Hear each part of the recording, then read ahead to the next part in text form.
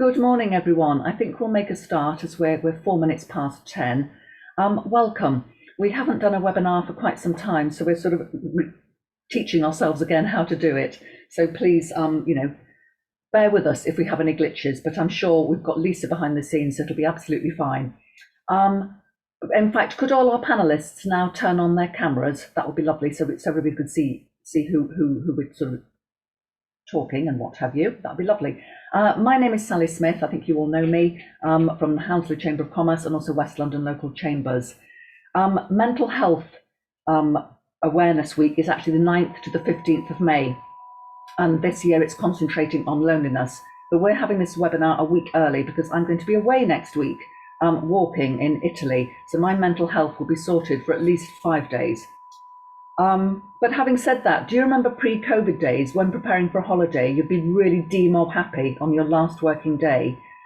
I don't know whether it's because of COVID or what's going on in the world at the moment, but I find the thought of travel rather daunting. So I'm not getting demob happy. I'm getting a bit sort of nervy around the edges. I'll be fine once I get to Gatwick, but it's an interesting one. And I'm sure somebody said it's to do with age, and I'm not playing that game at all. I think it's because for the past 2 years, we really have not been able to do very much, and we've got used to being cocooned in our homes. Mental Health Awareness Week is an annual event. It's an opportunity for the whole of the UK to focus on achieving good mental health. The Mental Health Foundation started the event 21 years ago, and each year the foundation continues to set the theme. The event has grown to become one of the biggest awareness weeks across the UK and globally. And this year, the week is concentrating on loneliness. Loneliness is affecting more and more of us in the UK and has had a huge impact on our physical and mental health during the pandemic. Our connection to other people and our community is fundamental to protecting our mental health, and we need to find better ways of tackling the epidemic of loneliness. We can all play a part in this. So I think without further ado, I will introduce you to our first speaker, which is Liza Kattori, who works at Hounslow Council in the Public Health Department with Kelly O'Neill. So Lisa, over to you. Thank you very much. Thank you, everybody. Thanks for having me here. It's been a privilege, actually, and very happy to be able to come and join to talk to you on such an important subject. If you don't mind, I am going to turn my camera off whilst I speak because I've had a bit of a dodgy connection today, and I realise that camera and presentation and audio at the same time is a bit of an overload. So I will switch it back on at the end.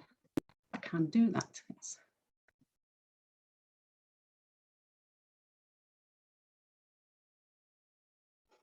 Just check that this is working. Right, I should be able to, yes, there we are. Sorry about that. So there's always a few glitches to start with, isn't there? So yeah, I'm Liza Kattori. I've recently joined the public health team at Hounslow Council. My background isn't really public health or mental health, it's actually environmental health, but I've kind of done a sideways move into public health recently. And I've come into the health improvement team. And I guess the clue is in the title. The health improvement team is there to kind of help our community improve their health outlook and gain a better quality of life. And obviously mental health is a huge part of that. And a really important part of our role is to address the health inequalities within our community. Hounslow, like most boroughs certainly, and many other councils across the country, have got big inequalities in different parts of their borough.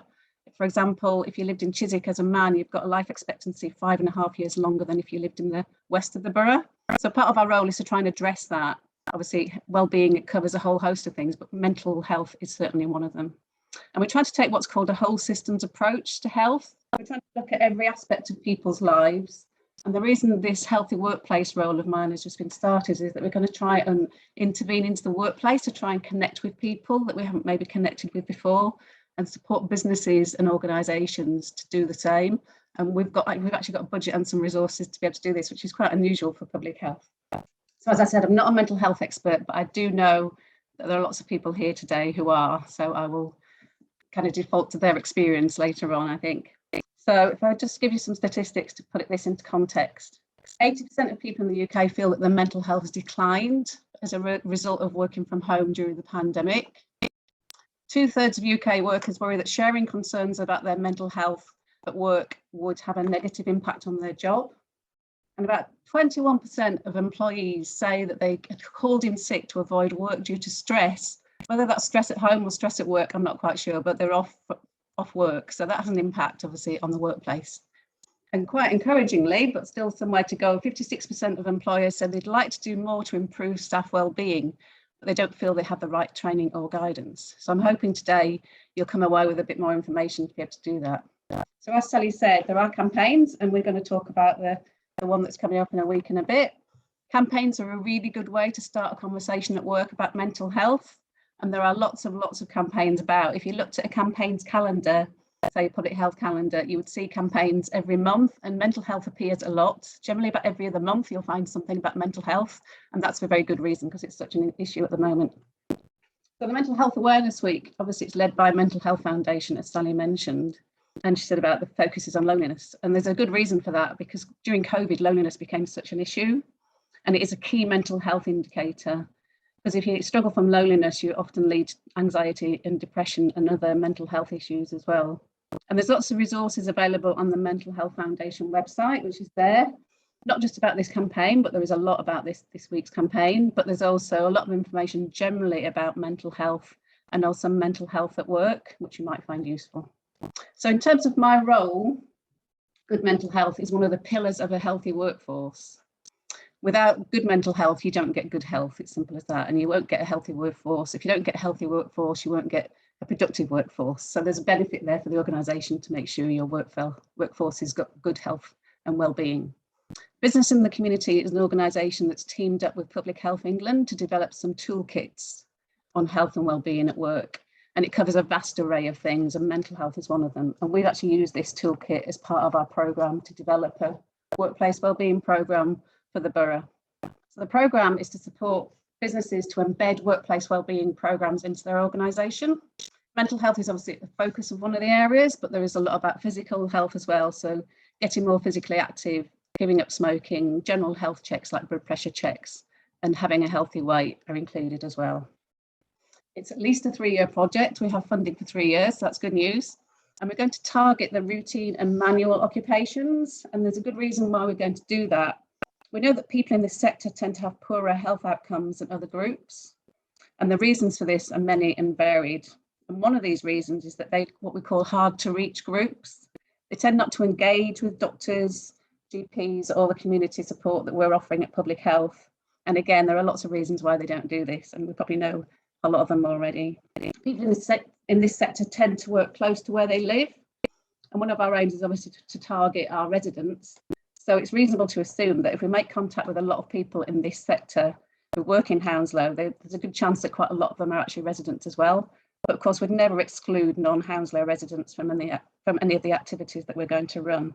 We also know that smaller employers in this sector tend not to have workplace wellbeing programmes in place. So we can support them to do that because, as I said, we have the resources and the time to be able to do it. We're very keen to take the activity to the workplace because we know that that's the best way to engage with people, especially the people that we're trying to target. We know that if we offered activities off-site at different times, we'd lose people along the way. So we think that the workplace is a good opportunity to engage with them. And we've commissioned Mind, the charity, to provide workshops on mental health at work. They could be the virtual ones or face-to-face. It really depends on the organisations. These will be free to the organisations that want to take it up. So in terms of the toolkit that I just mentioned, just to give you kind of an idea of what the toolkit looks like, it looks quite scarily full, but it's very varied and it's very flexible. It'll depend on the size of your organisation. So it's just to give you an idea of the process. As ever with these things, when you're trying to embed something to an organisation, it's about getting senior level buy-in to start with, and then working through the group, through the process, creating a positive culture. And that's where the campaigns and that kind of thing can really come in handy, because it's a talking point and it's having like an open opportunity to talk about mental health openly and still have the confidentiality that people feel that they will need. So there's lots of information. Within the toolkit, there's really good resources. There's tools like questionnaires that you can put out to your staff and some really good case studies about what some other organisations have done. It also importantly includes an employer self-assessment tool, which you can use to kind of review against best practice and identify any gaps in your provision. And as I said earlier, there's a lot of information out there. It's quite overwhelming if you were to look on the internet to try and find mental health at work support. So I've picked up some of those that I think are the most useful. I've mentioned the business and the community toolkit, which I think is very good. There's also, if your kind of method is to contact your staff through digital communications, the Good Thinking London one, if you've ever heard of it, I think it's developed in cooperation with the London Mayor, and that's all digitally based. Lots and lots of information, it's all free, and there's one specifically about employers and employee mental health as well. Mind, again, have developed a mental health at work resources, including another toolkit, which you might want to have a look at. And Every Mind Matters, which is the NHS website, has a lot of information, not so much about mental health at work, but just mental health generally. And there's also, we have the One You at Hounslow offer on the website there, which every resident could access free mental health support. So you maybe could use that to signpost people. One thing I haven't put on there is I'd recommend, if people are going down the route of thinking about embedding some mental health at work, is to get some mental health first aid training. And we know that the RSPH, the Royal Society of Public Health, do a very good mental health first aid course, but there are lots of others available if you have a look. But I can put the link in for that if you need me to. So that's kind of me done. I know it's very quick, but I was told to make it short. That's my details. If anyone wants to come back to me, I'd be very interested to engage with anybody that is in that kind of routine manual sector, that is thinking about embedding some workplace wellbeing options into their workplace, whether it be mental health or any of the others. We're very keen to work with you and support you. Thank you very much. Lovely, thank you very much indeed, Lisa. I see on our guest list of attendees that some people from Russell Finex are in the audience, so I'm sure we can make an introduction to you after this. I always quote this, and Alan and Lisa will have heard it before. The ex-MP for Brentford and Isleworth used to be a lady called Anne Keane, and her comment was, forget about twinning a child in Chiswick with a child in France. A child in Chiswick should be twinned with a child from Feltham. And that would really open their eyes. You know, this is, we are such a diverse borough. This leads us nicely on to Jacquie McCouat, who runs Anchor Counselling, which was founded in 2004, and it provides counselling services to those who usually cannot access support. And the joy is that you can self-refer, which I did earlier on during lockdown. I'm trying to think when it was, probably 18 months ago now. And it's brilliant. As I say, you can just self-refer. So over to you, Jacquie. Thank you, Sally. Hello, everyone. It's great to see everyone and meet everyone too. And as Sally said, we've been in Hounslow for quite a few years now, and we provide counselling to the NHS, for the NHS, and it's free. We have over 50 counsellors. They're all qualified and accredited, and we get referrals from Hounslow GPs, or as Sally just mentioned, people can self-refer. And I've just got a couple slides here. Hopefully this all works. I think it does. There we are. There. So and I'm, as I said, Jacquie McCouat. So there's so much going on in the world. The world has changed. There's so much fear and uncertainty out there. Everything, whether it's around inflation, people worried about their jobs, what's happening in Ukraine. And just generally after COVID as well, there's been such an after impact of that. And there's lots of, I'd say, people worried going on, and anxiety and depression has definitely increased. And I think for small and medium businesses, it's a big responsibility. And yet there's also the problems or constraints around resources and trying to find that balance to actually help people, because helping people, it can make such a difference and it can actually save a life. And the thing is that everybody copes differently, and sometimes in larger organizations there's lots of resources and departments to help with that. But the thing with smaller organizations, it may be easier to actually get to know everybody a bit closer, to understand them better. And so much depends on an individual about where they come from, their history, where they live, their family circumstances, what support they've actually got. And the comment just made there about twinning children, within Hounslow, because it's such a diverse borough, people have very different experiences within the borough as well. And all the time they're, in a way, coping with that and working. And sometimes it can be quite relentless at work. So it's, really thinking about what can be done, bearing in mind, the constraints around resources. So just with here is, and some of this has been mentioned before, it's like really creating a culture of support, and it costs nothing to talk. It costs nothing to just stop for a few minutes and really look around and just think about observing, engaging and listening and having some conversation and empathy. And I really emphasize about the taking time on this, because everything is such a rush. There was lockdown, people have come out of COVID, almost like a lot of things have in a way got back to normal, but in a way they're not. So there's something about how do people feel and being very proactive with that. And again, it costs nothing to just take a few extra minutes to really see people, and also take opportunities to share with them, sometimes about how a boss might be feeling, or just encouraging others to share. It doesn't have to go, you know, really deep or anything, but just creating a supportive culture where people actually feel that their employer is interested in them and actually does care about how they feel and has some kind of sense that they have another life. Another thing you can do is just notice changes. And again, it's just paying attention to things. Is someone's mood different? Are they louder than usual? Are they quieter than usual? Do they seem a bit flat? Or do they seem a bit depressed, but they're just not saying anything? They're just getting on with their job. You can tell a lot with body posture as well and movement. You know, are they kind of different? Are they a bit hyper or a bit slow? I worked with someone, I used to be involved in events, and I can remember this person and his posture as he would make his way across the hall. He would be very slumped when he was actually going through a very difficult period, but he didn't tell anyone until someone actually almost like started to ask him a bit more about things, because he felt he was at work and couldn't share. So you can sort of notice so much about people. And when they feel noticed at work, they just get a different sense of belonging.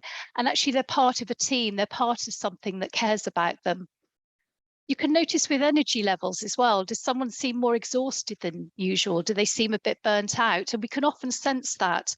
And even just things like, is somebody yawning a lot? You know, there's lots of things going on in the borough with some of the referrals we see.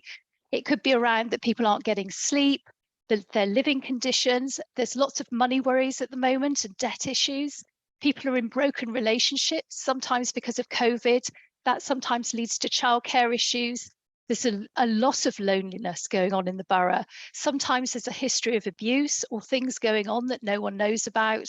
There can be broader family pressures with the in-laws or like shared accommodation. Lots of health conditions seem to exist as well that also impact someone's energy or resilience at work. They may be caring for someone and again, trying not to bring that to work. There's been so much bereavement, as we know, and the after effects of that. And sometimes if it's happened during COVID and there hasn't been the processing available for people to go to funerals and things, all of that has a knock-on effect with people of what they're carrying when they go to work.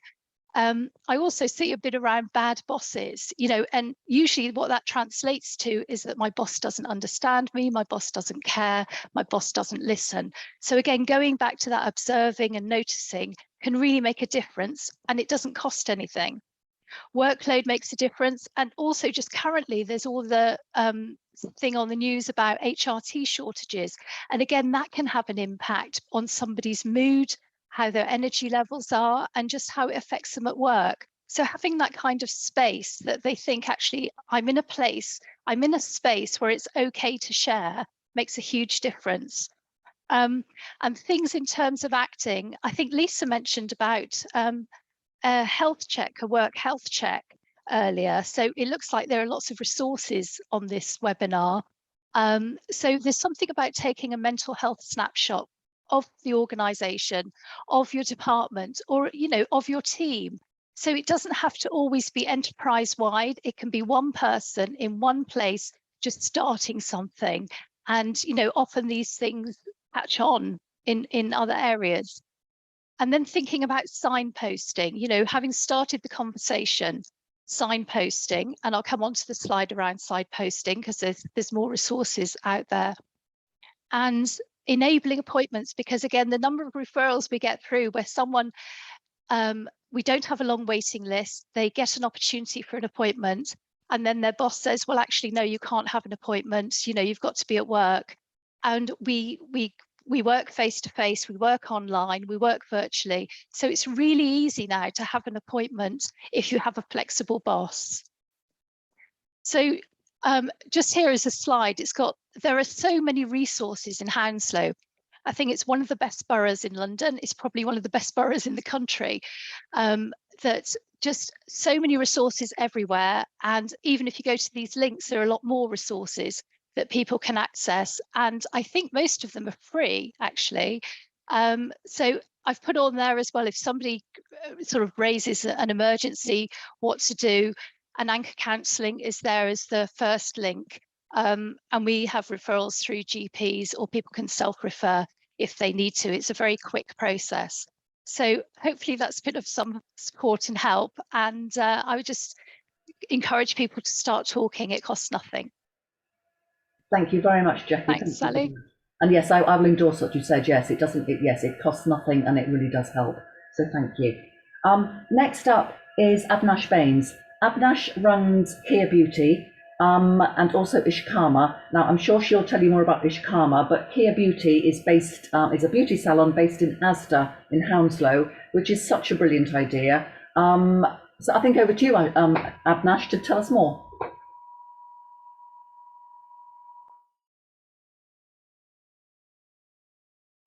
You're on mute. Okay, I'm going to start with Ishkama because that was the first company that was started, and it was to do more with my mental health. I was worked for the DWP. I was an executive in charge of putting together new projects and so on. And as both Jacqueline and Elizabeth has said, mental health can happen at any stage, but we have got stigma attached to that. So I'm going to keep it within the 8 minutes you said, Sally. And basically, I lost my job. I was driving from one job center to another to give them examples of why we were succeeding when other job centers were failing. And what happened, the accident was both a physical and a mental effect. I had a head injury. The physical people could see, but nobody recognized the mental. And it was only 4 years, just over 4 years down the road, that my OHSA, because I was brought up with that stiff upper lip, you don't share your problems, you know, and so on. And so, and being a woman, you know, very much a male, and you don't want your employers to know that you got some problems. So I was off sick, and it was because my health doctors, my company doctors, were signing me off again. And I said, look, don't sign me off. I'm a widow. I got to mortgage I used up all my savings, and I started crying. First time I ever cried in front of people. All right. And she said, but why? Because as a civil servant, we are allowed to have 6 months half pay and then what we call the pension rate. So she said, you're being paid. People beg us to sign them off. And I said, no, I haven't got a penny since the first year. And she didn't believe me. So I said, well, check it. And they checked, because we were doing that from unemployment office becoming a DWP. My files got lost somewhere along the system. So that obviously affected more because I was young mother with young children. And I was suffering financially. I was on the verge of losing my house. And I tell you something, to this day, not only do I send silent prayers to Anchor, all right, Jacqueline, you'd be pleased to know, Mulberry Center, and Dr. Sarah Helps, who I still remember after 20 years, who actually saw that there was something wrong, and she got onto my personnel and so on, and sorted everything. I got in touch with my doctor. So Ishkama came about because I was sitting in the hospital waiting to be seen from 2 o'clock till the last patient got seen. And the funny thing is, we don't see what might be going behind us. We see the physical injury, but we don't see the head injury. My father dropped me off, and I was waiting to see the orthopedic doctor because of my leg injury and so on, and the physical. And the nurse, who was one was a Scottish nurse, and she came up at 5. She said, you've been sitting there for a while. we're closing now. And the doctor's saying that, and who are you waiting for? I said, well, I had an appointment. I showed her the card. She said, did you check in? I said, I did. The other lady was an ethnic lady, for a better word. And she went up to her, the Scottish nurse, and said, well, that lady's been waiting. And she said, I wish people, before they come into this country, learn to speak the English. My language was affected because of their mental age. I had to learn to read everything again, you know. And I'm sitting there, part of me, mind is still there. I'm thinking, I was educated here, you know, and, you know, I've gone up the ladder, you know, I've fought in a man's world and worked with different companies, private as well as government, and then, you know, charities as well. How dare she speak to me? But what I was coming up was not what she could hear. So no wonder she thought I was a bit bonkers, for a better word. And she said, and I feel like saying, excuse me, my English is better than you, all right? But I didn't have, you know, I couldn't speak because that frustration wouldn't get the words out. So Ishkama came about at the same time. The government started a project through a company called Time for a Change. And I knew some of the people there. So because they knew that I somehow, with various organizations and friends and family came out, they asked me to join. And that's when we started spreading the word that, you know, don't just look at a person, you know, mental health. We started doing workshops on mental health, promoting. I even worked with the Richmond Borough, which was run in connection with London Borough of Hounslow. We did the Keep Fit for the elderly at the Edgware Community Centre. So it's my way of putting back and giving back to those that helped me, and I'll still continue to do it. And Care Beauty came about because my mother, who was married for 60 plus years to my father, who, you know, she always said, I can cope better with him. You know, she was a very strong woman, Asian woman, whose English wasn't very good. I mean, she could understand, but not speak that much. And all of a sudden she found she was scared. So I needed to give her something. And I opened up a small beauty parlor just off the main road. And as they say, as luck would have it, people recognize I was actually at one of the sessions doing it for the health, for Richmond Council health workshops, you know, again, looking at the elderly, promoting, again, mental health awareness and so on. And this lady approached us. I didn't realize they were involved with a big organization. She said, why didn't you sell your service? And I said, well, this is voluntary I'm doing. And we ended up in Asda, and like they say, the rest is history. And I think when you give back to those that have given back to you, and you do it with a pure heart, you actually get, I mean, I'm a great believer, I'm a Reiki master, a feng shui, you name it, qualified counselor. I actually find if you give back to the universe, it comes back twice-fold. But again, mental health is still, people still hide it. And people say, I can't tell my employers, I can't do this. It's true. But what we got to remember, everybody can suffer. It doesn't have to be a major event in somebody's life. It could be just a build-up, you know, like the steps in life, and that can knock you out for 6. All right. I mean, I take example, Sally mentioned in the beginning, when we locked down, a couple of friends rang me up and they said, oh, we, you know, our health, you know, we're doing voluntary mental health. I've worked with a lot of organizations. Could you do a session? Started with 1 session for 2 hours. And in the end, I found I was doing like 8 hours solid. And because I sleep late, you know, and I was talking to people at 2, 3 o'clock in the morning, and then I found I was getting exhausted. You know, the main thing is, like I think Jacqueline said, that we have to look after our mental health first before we can be any good to others. So shall I stop there, Sally? Because if anybody wants to give somebody else a chance. Thank you very much indeed, Abnhash. No, I really appreciate the fact that you shared that with us, because as you say, people don't talk about the mental health because it's not something you can see. So thank you very much. And you mentioned the Mulberry Centre, which leads us nicely to Julie Quinn from the Mulberry Centre, which I've had, yes, I had bowel cancer 14 years ago, so I've experienced the Mulberry Centre at first hand. Brilliant. Which is, you know, it's a terrific facility. So over to you, Julie.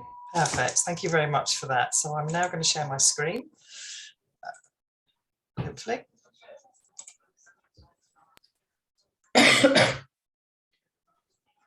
Is it there? Okay. Can you see that? Okay. Yeah. Perfect. Okay, so I'm Julie Quinn. I'm the Mulberry Macmillan Cancer Information Support Services Manager here at the Mulberry Centre. We are a charity. We're based on the grounds of West Middlesex Hospital, but we are actually completely separate from them, separate identity. So we're a cancer information support service, and we are non-clinical. We offer non-clinical services that help people deal with the emotional, psychological and physical aspects of a cancer diagnosis. So that's there's a lot of research now to show that if we can help with emotions and physicals aspect of care, that it helps people cope better with the diagnosis of cancer and cope better with treatment, as well as recover quicker as well. We provide practical and emotional support to cancer patients. We also provide support for carers and family members, so we can kind of keep the whole group together, and also then anyone that's bereaved due to cancer. We also have anyone that works in the Hounslow area or has been treated at West Middlesex Hospital. We also give them support if they have an end-of-life diagnosis or have been bereaved for any reason. So that's independent of whether it's cancer or not. So any reason if they've been bereaved. An end-of-life diagnosis is typically kind of someone that's been given a year to live. So all our services are free. And they're for anyone that's affected by cancer, as I've said before. When COVID hit, we were all affected, and especially for people that were affected by cancer. And since coming out now, there are a lot more people that are at later stage cancer. So at the moment, which is not great. When we were in lockdown, we had to look at the way we're delivering all our services and make changes. So we put as much as we could online, which means luckily now there are no postcode boundaries. So you can access our services from anywhere in the country. In fact, we have a nutrition workshop that's run on a very regular basis, and she does that from France. And we've treated or we've helped support clients in France whose parents were in the West Middlesex Hospital here with an end-of-life diagnosis. So there are no postcode boundaries at all, really, and it doesn't matter where you're being treated, you can access our services. So for those of you who haven't been to the Mulberry Centre recently, we've had a refurb in lockdown, which is lovely. So on the top left there, you can see our welcome area.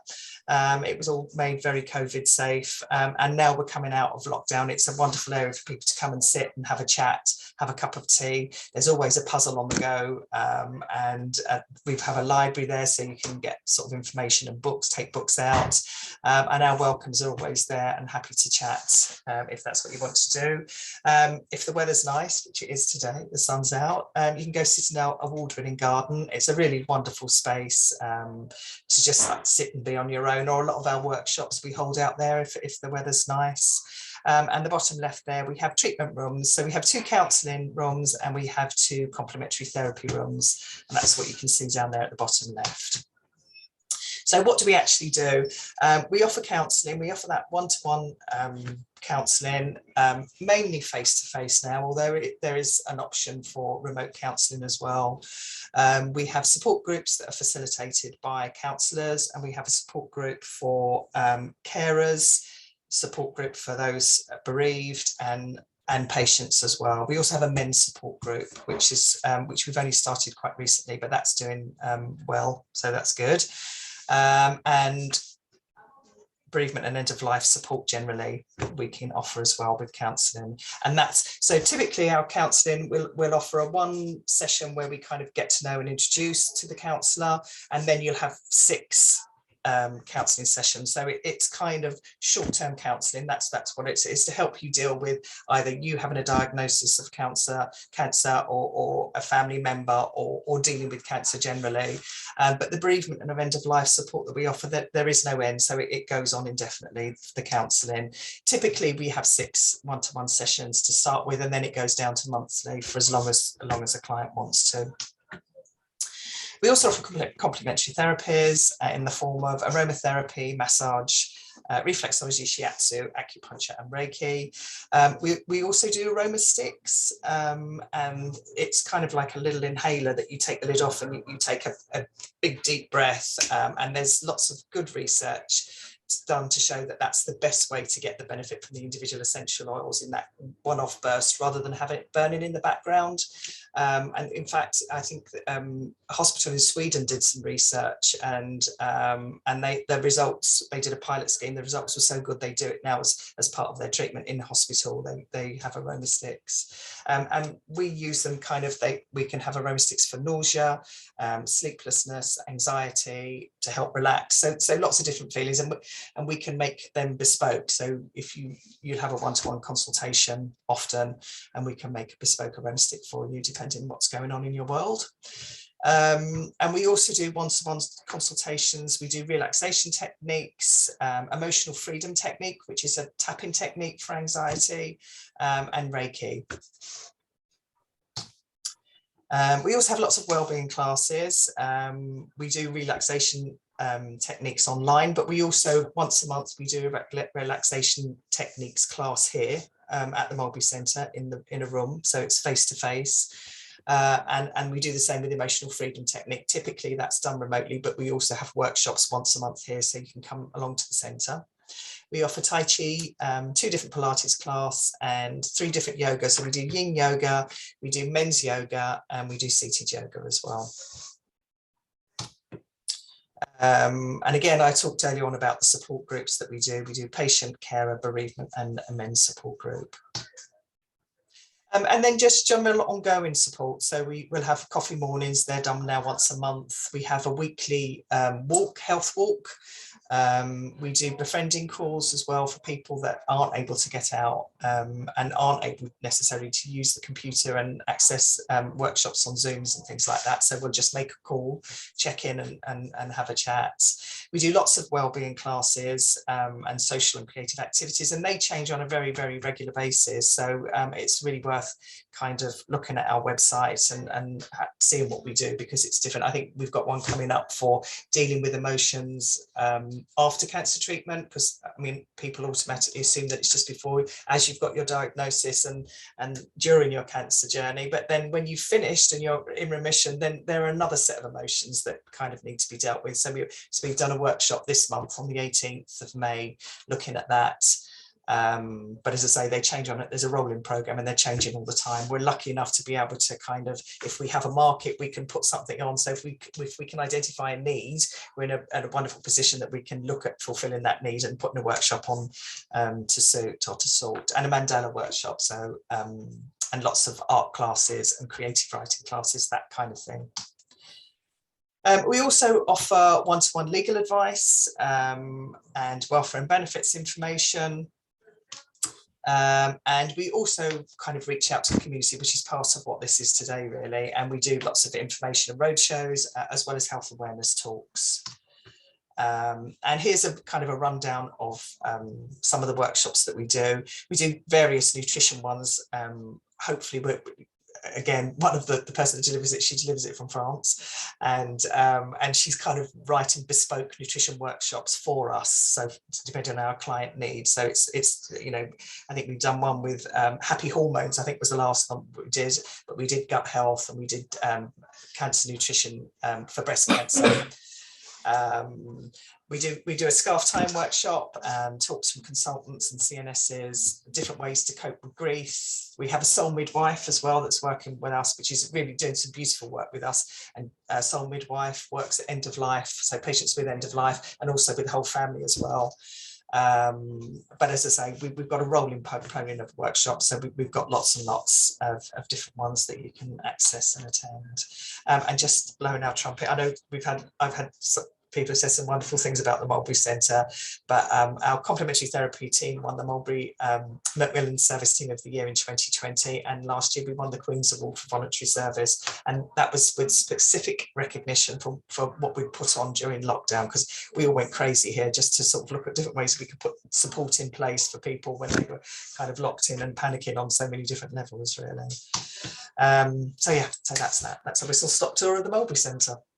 Thank you very much, Julie. And I think you held a death cafe with Garner and Hancock. Was that yesterday? That was yesterday, and it went really well. It was funny actually, because we did the Death Cafe, and we were kind of, should we be calling this something else? Nope. But yeah, it went down really well, and it went so well that we're looking at doing and possibly doing another one in September. And that's just I mean, Death Cafe is a thing, and it was just an opportunity to talk about their experience of death. There's no right, no wrongs, we're not trying to sell anything, we're not trying to do anything. It's just an opportunity to talk about your experience, any experience that you have, and some really beautiful emotions and work came out of that. Actually, it was really, really quite moving. So yeah, so we were doing another one in September. It went so well. So excellent. Yeah. Well, keep us informed, because we're more than happy to publicise things like that. Perfect. Yeah, Lovely. thank you very much indeed, Julie.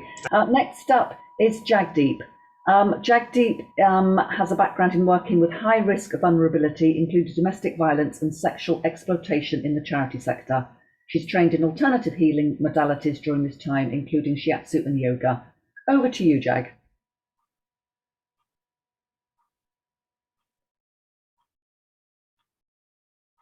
Sorry, you're on mute. Sorry. Thank you. Sorry about that. So thank you everyone for the presentations. It's really making me think about all of these wonderful things that are going on. And I really wanted to bring something today, because I was thinking, well, what could I offer to folk today? And as well as the introduction that Sally's given me, I'm actually a cognitive hypnotherapist and a meditation teacher.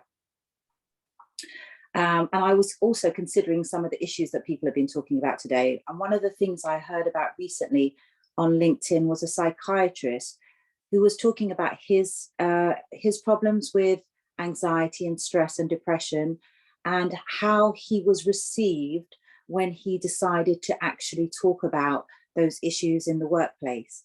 And instead of getting the support that he had hoped he would get, he was actually berated for being in that kind of position, and then being open about the fact that he was experiencing stress and anxiety. And I think it's really important now that we do start to acknowledge that we have emotions that are difficult, that there are points in our lives where it's difficult to cope with the challenges that we have. So I wanted to share today a little technique that I use personally and that I use with my clients, which really transformed a difficult situation for me at work. It's a very simple strategy. It's a really simple technique. It takes effort to do, but it does work if you do it. So I'm going to go through it, and I invite you to go through it with me. So it's a mindfulness meditation technique. And so the first thing we do with the mindfulness meditation technique is just stop. So I really invite you now to just stop and take a breath. Allow yourself to breathe in, and now just take a moment to allow yourself to just breathe out. Really just taking that moment to become aware that you're breathing in and breathing out. And now I invite you to just ask yourself the question, how am I feeling right now? How am I feeling at this moment in time? And that's the second. Just taking a moment to become aware. And you might be feeling fine, and that's great. But if you're not, as lots of people I see aren't, I'll just demonstrate some of the things that I would support them in doing. So just identifying the emotion that you're feeling at that moment in time. So it might be something like stress, stress, stress, anxiety, anxiety, anxiety, overwhelmed, overwhelmed, overwhelmed, too much to do, too much to do, calmer, calmer, calmer, as if we're just moving through layers and naming exactly what we're experiencing. And then the third stage is to simply again take a breath and remember to exhale, allowing yourself to just notice how you're feeling now that you've named and acknowledged the emotions and feelings that you're experiencing. And that's a 3-stage. I'll go over it a little bit again, and I'm going to send the audio out to be posted. This is an incredibly powerful little technique, and it may sound kind of contrary to what we want to do, because often what we're doing is we're ignoring or we're trying to push down our emotions.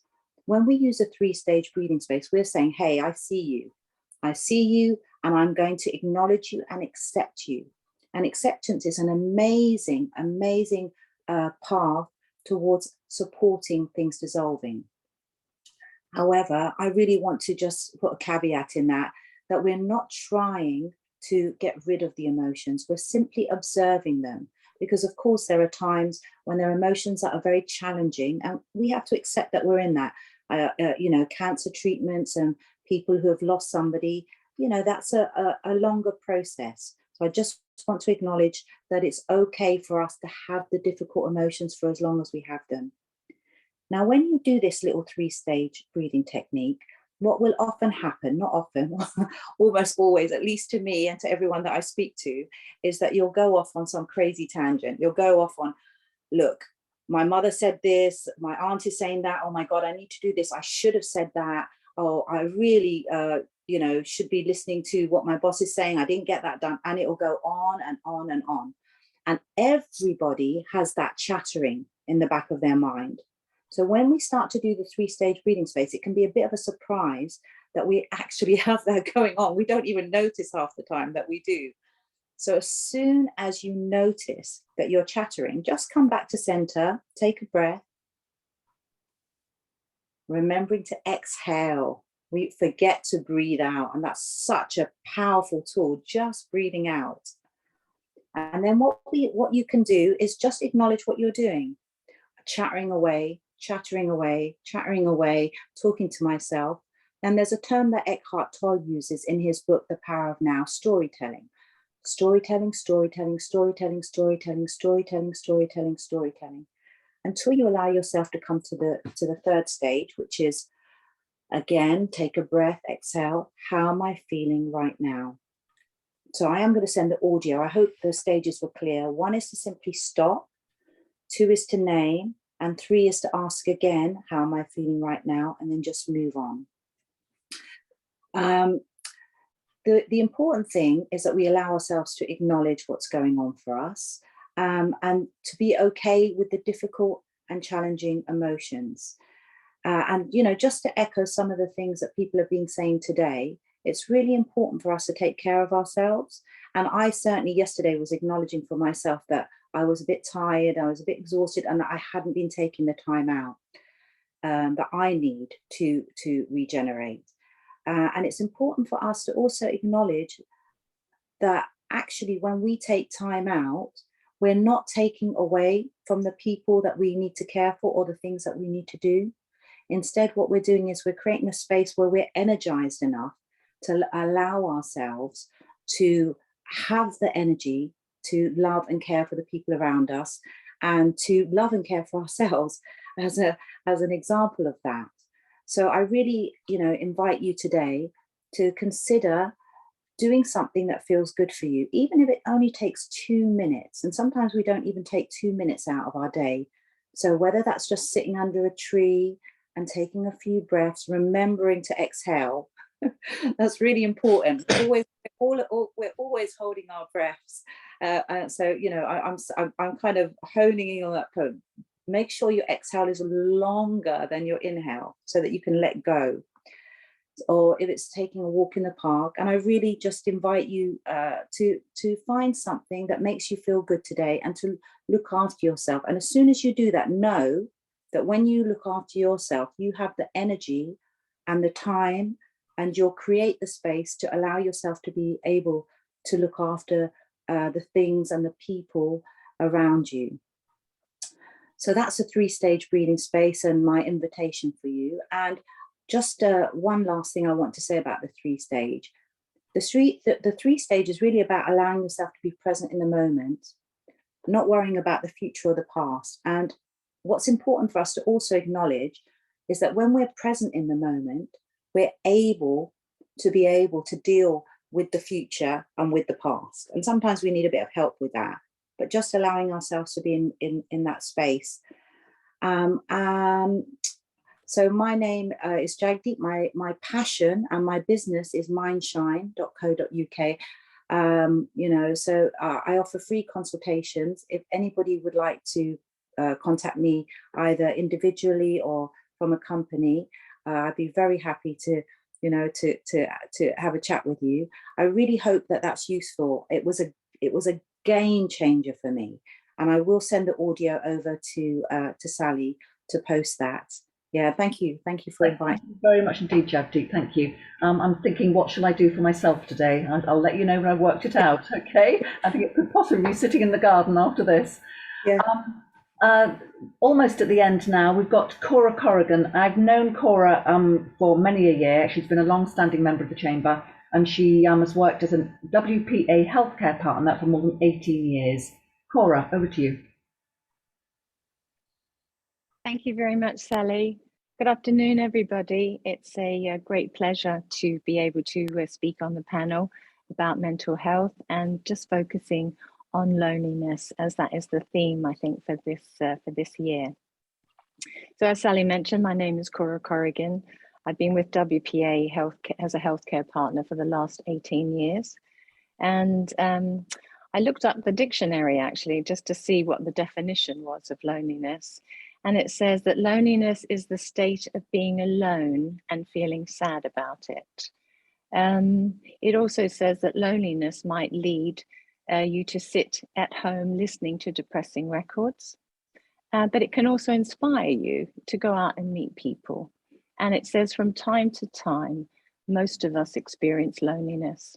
So some of us, or all of us, perhaps at different times, have felt what it's like to be lonely. But I'd like to just go back before the pandemic, because it used to be my job to go visit people in their homes or their places of work. And it took me many years, actually, to recognize and label what I would see time and time again. And in the words of the Beatles, I don't know if any of you remember the Beatles. It's like, they say, all the lonely people, where do they all come from? And it would just be a regular theme of my everyday, that there would be somebody that I would run into, and an appointment would generally take, including doing the documentation, maybe about an hour 15, an hour and a half, by the time you talk to a couple and then do everything. But when they make lunch for you and you stay, and it turns into like a 3-hour thing, and you're late for all your appointments going forward. And it's something that constantly happens, different couples or different individuals. And you work out they're just lonely. I mean, you've come to bring them a service, to talk about their healthcare, but at the end of the day, there's a loneliness in them. And it doesn't mean that they live alone. And this was the thing that I always found very interesting. They can have a husband or they can have children, but in themselves, they felt alone. And as I said, and I thought it was women initially, but it's not. It's women and it's men. So I wanted to just go forward. That I think when you look at what it is, I think people felt a little bit undervalued. They felt unheard. They felt that people didn't hear them.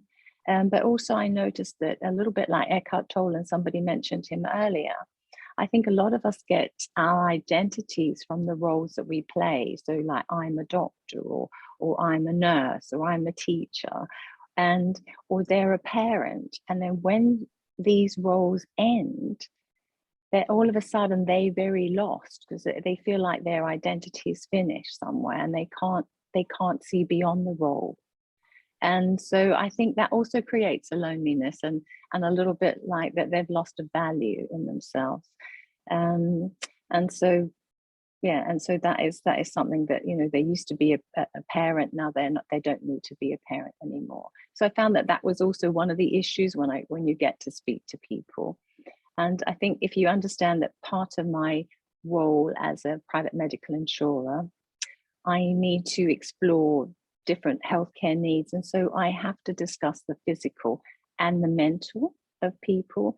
And this enables a very, very brief and very precious view of somebody's life, like their entire life. So what they do is that they will share with you like the trauma they may have had at school.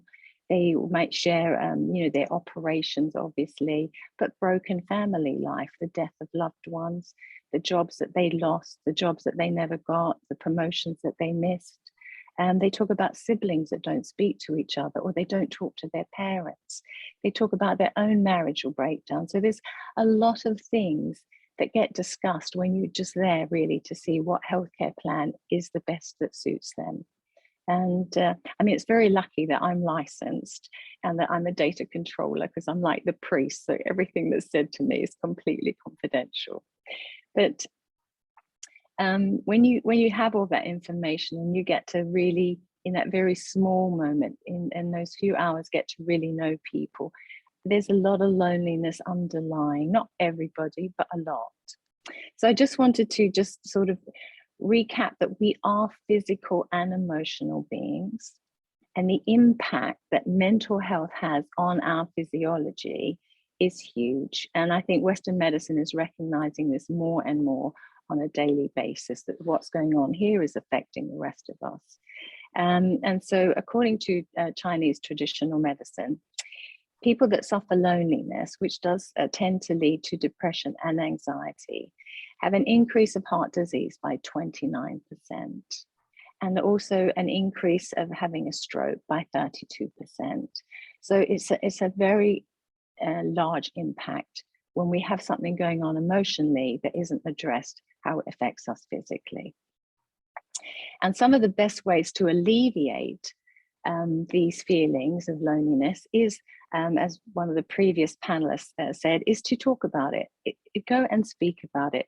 It doesn't disempower you to talk about if you're feeling lonely, because it's a thing that can come and go. It doesn't need to be a persistent thing, but it's good to talk about it. It's also good to go for a walk. I think Sally mentioned go sit in the sun. Go for a walk, sit in the sun. Retail therapy is always good. But one of the best ways, and one of the things that they really highly recommend, is go and do a volunteering job.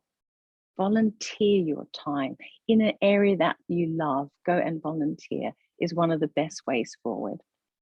I just would like to finish that just saying WPA, Western Provident Association, is a not-for-profit private medical insurer, and they take mental health very, very seriously. With all their company plans, even the smallest of plans, whether it's just a dental plan or just a cash plan, they always give the company an EAP, which is an employee assistance package. And that package is specifically designed for the employees to support them in every aspect of their mental health, and so that they can get on the phone and do counselling if they need to, they can have legal support if they need to.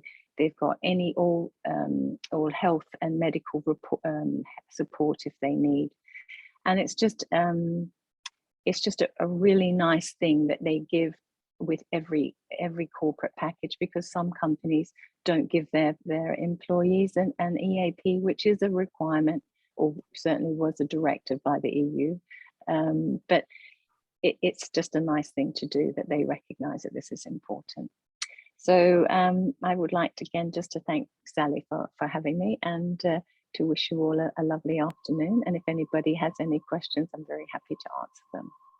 Thank you very much indeed, Cora, and thank you. That was really thought-provoking and got us back to the issue of loneliness, which is where we sort of started. Thank you. Right, Alan, do you want to say a few words? And then I've got a few questions that came in via the bookings. Hello, Sally. Thank you very much. What wonderful presentations from all of our group this morning, and congratulations to the Mulberry Centre for winning the Queen's Award. A superb recognition of the wonderful work you do. Sally's been there, I've been there, we've all been involved with what goes on there. It's at the very heart of our own community. I've got a question for Liza, actually.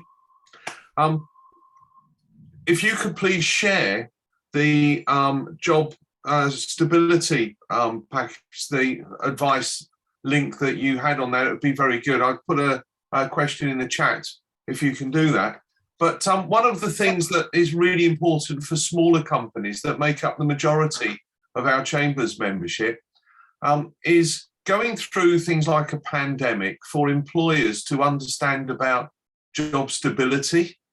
And now with the cost of living prices going up, is to understand where you stand on a salary review. Having a manager to stand by you, especially when you're working from home and are more at a distance rather than being close, it is really, really important. So if we can help get that message out from you to lots of other employers and to use it, it would be really, really helpful. And trying to get that message across, I think in today's world, especially if you can try and stabilise people's position in employment with the salaries and cost of living, takes a lot of the stress away from what they're doing. And the hardest thing is not being in an office environment with a lot of people around you, that you can quietly talk and have a little chat around the coffee machine and touch and feel people around you in a virtual sense. Well, when you're further away, it's and you're younger, it's a bit harder for those people. So those words that you say resonate a lot more with the smaller companies that we help. Don't you agree, Sally? Yeah, I'm taking on board what you're saying, Ellen. Yeah. Yeah. So that's my only comment at the end of it, Sally. You've got some questions, did you say? Yes, I have got some questions for various people.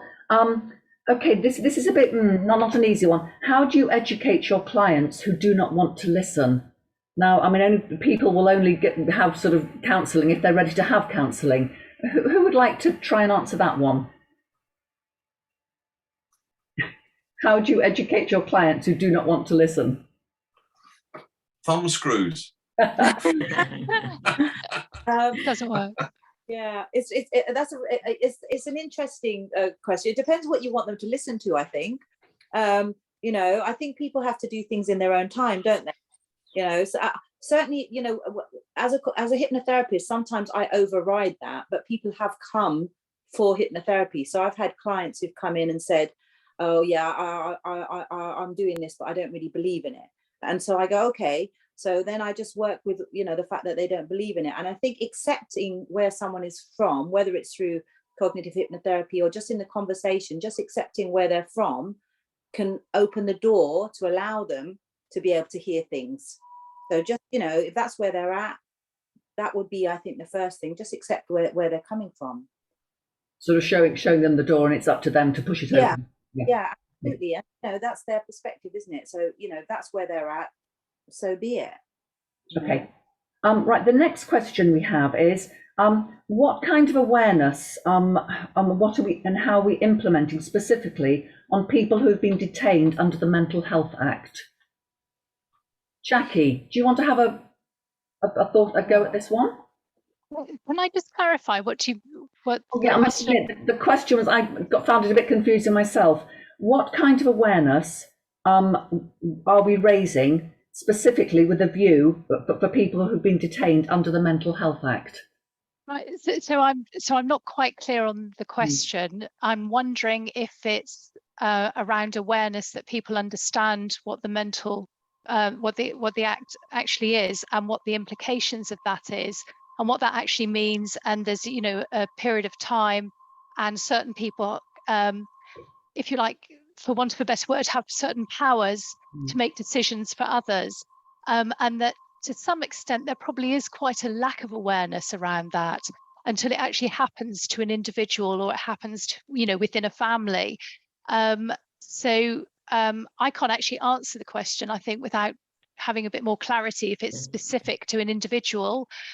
There's information out there on, I'd say, everything, particularly with the NHS and how it operates, and in a way what the rules are, that for people to look up. But I think if it's an individual case, it's a bit, I'd need to have a bit more information, really. What I'll do is I'll find the person who put the question, because I can't answer that now, and I'll put you in touch. Yeah. Fantastic. Thank you. Okay. And then the last question we have is, I mean, this is rather a nice one. One of our audience, they run art workshops to help people de-stress. What is the best way to reach people who would benefit from art to mental health? Well, we were talking about this earlier before people logged on. I mean, putting signs up in doctors' surgeries and things like that. And I think, yes, to have a chat with the Mulberry Centre as well. But Abnhash, do you want to? Okay, let me unmute. Right. Yes, no, you are. Yeah, you are. Sorry, you've just muted yourself. Sorry. Hi, can you, yeah? Okay. Well, one of the things we did in lockdown was that we did write to Gemma, who I think was the general manager, to offer, because of the NHS staff giving, their time and everything. And one of the offshoots of that was that we developed a magazine. All right, it's an online magazine to give people. I found there were so many wonderful people of all professional, ordinary housewives, whatever, giving their time to help others. Like Jacqueline said, and Liz and everybody else, the panelists, people who were lonely, people who were stuck indoors, either by delivering foods. So if anybody on the panel, including yourself, Sally, if you want to write an article, because you guys have been doing a wonderful job. I know I haven't been turning up lately much, even for the lockdown, but I'm always there to support you because you're bringing people together. If this person wants to write an article, it's an online magazine, but we have nearly 40,000 readers so far, started with 5,000 in October, it's gone. And you can write anything you want. And we have one lady who was an artist, and she was just a housewife drawing pictures. And she made this really nice lion. And because I belong to another organization called Lions, it's just charity, and it got a bid of 5,000, So now she started her career that way. So if anybody wants to put you out, there's no charges, nothing. It's just a way of us giving back to community again, like most of my projects, So lovely. I'll put you in touch after this. I'm looking at the time. It's now 11:10, so we've run over a little. So I think we need to call it a day. But I just want to thank everybody for your time this morning. I think it's been really insightful. It will be on our YouTube channel. So thank you very much indeed. Keep safe and keep well. Thank you. Well everybody. done, Sally. Well done, Lisa. Yay.